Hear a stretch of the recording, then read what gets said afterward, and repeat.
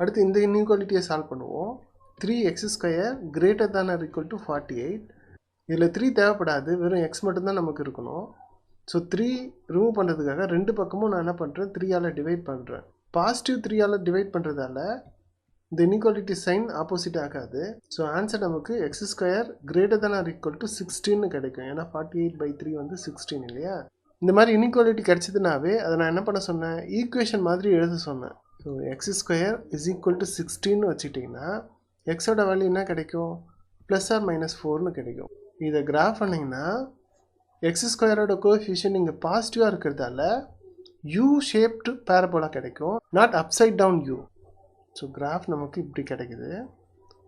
நமக்கு தான் தெரியும் இல்லையா, -4 +4 தான் சொல்யூஷன்.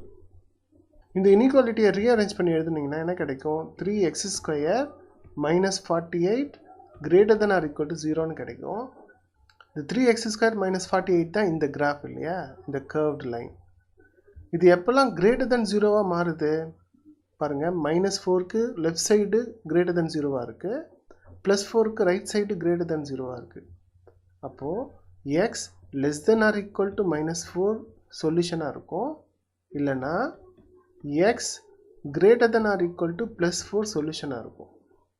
இந்த ரேஞ்ச் ஆஃப் சொல்யூஷன் தான் இந்த இன்இக்வாலிட்டியோட சொல்யூஷன்ஸ். அடுத்த வீடியோவில் வேற ஒரு டாப்பிக்கில் சந்திக்கலாம். தேங்க்யூ ஃபார் வாட்சிங்.